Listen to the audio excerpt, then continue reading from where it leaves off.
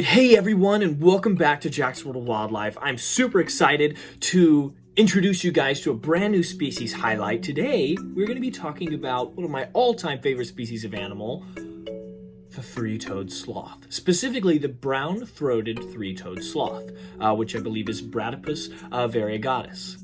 Now, three-toed sloths are really only available throughout their native range. But, lucky for me, I work closely with the Dallas World Aquarium, and they have actually cracked the code for husbandry, the taking care of three-toed sloths.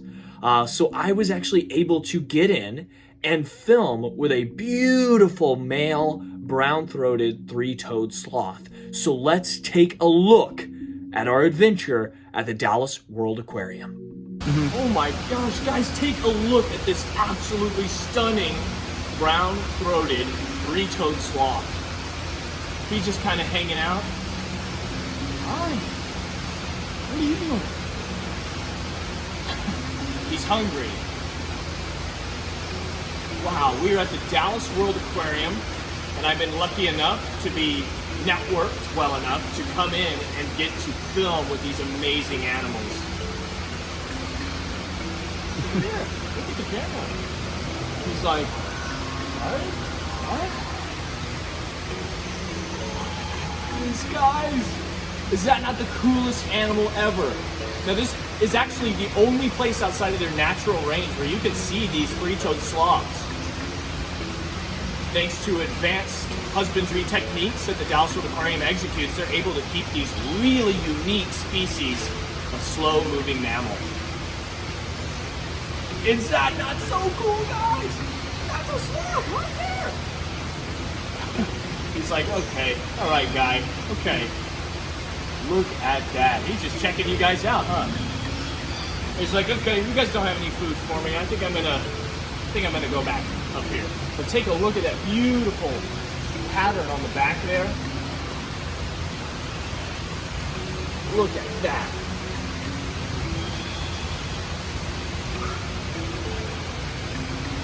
Or he's gonna come down a little lower to get a good look at you guys.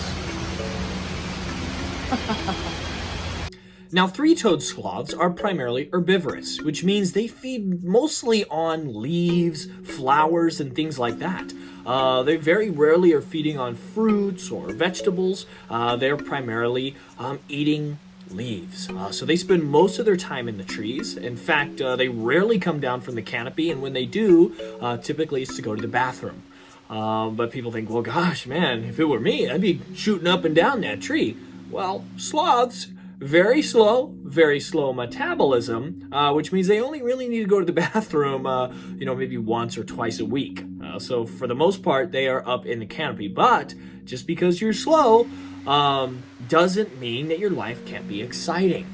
Now, sloths spend most of their time sleeping and eating, but they are subject to some really cool kind of adaptations and relationships. Sloths regularly in the wild get kind of this green algae that grows into their fur, and that can help camouflage the sloths, because although they're very slow moving and they're high up in the trees, they are subject to quite a few different species of predator. Primarily things like the harpy eagle, larger constrictors like the boa constrictor will regularly hunt and eat our poor little sloth friends. So extra camouflage helps definitely against those sharp-eyed eagles and hawks, but doesn't always mean you're safe. So sometimes best to just try and stay out of the way and go and eat at your leisure. Now, of course, three-toed refers to the three kind of claw digits on the front and the back legs of the three-toed sloth. So those giant hook-like claws are what they use to kind of hook the branches as they crawl along upside down. And those have adapted over years and years and years of an arboreal lifestyle. And those actually kind of lock into place. So the sloth can sleep while he is or she is hooked in to a branch.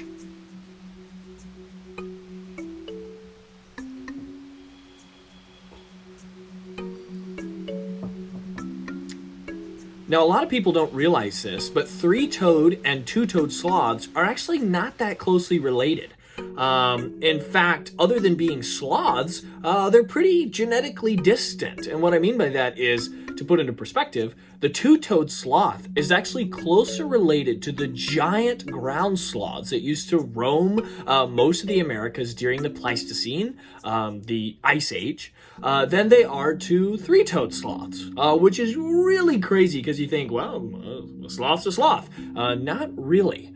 So actually, they share quite a few dissimilarities, I guess, and that's why you typically see those two-toed sloths in zoos, because they're much easier to take care of because they eat a lot of different things.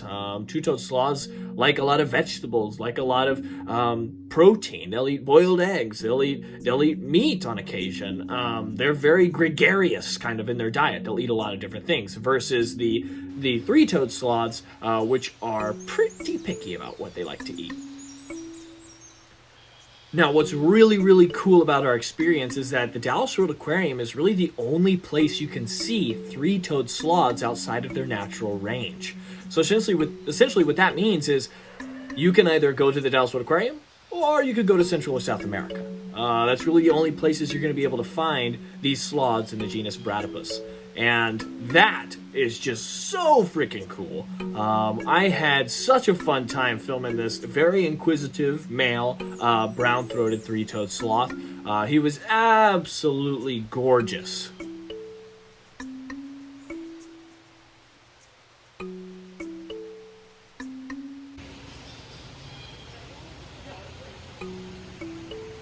Now, the sloths at DWA are actually on display in one of the new parts of the aquarium. So you can see this little guy gets his own little tree to hang out, and he was very upset to find that we were empty-handed in terms of food. After a while, I think he got curious about our camera equipment, so he started coming in to get a closer look. Take that camera from you. Well, I hope you guys learned some really cool information about sloths today. We've got our hoodies. You can find them in the link below. Jack's World of Wildlife. Go and get one. It's cold outside. You need to stay as warm as possible, and you need to be repping the merch. Like, comment, share. That helps the channel grow. If you liked this video and you'd like to see more of these mammal videos in the future, let me know, okay? I read every single comment, even the mean ones. So it's nice to get positive comments. And as always, turn on those post notifications. You don't want to miss any of the new videos. So thank you guys so much for watching. Be sure to tune in next week for the next episode of Jack's World of Wildlife. What will it be? I don't know. I do know. You don't know. Keep your eyes peeled. As always, thank you guys so much for watching. Keep on doing what you're doing.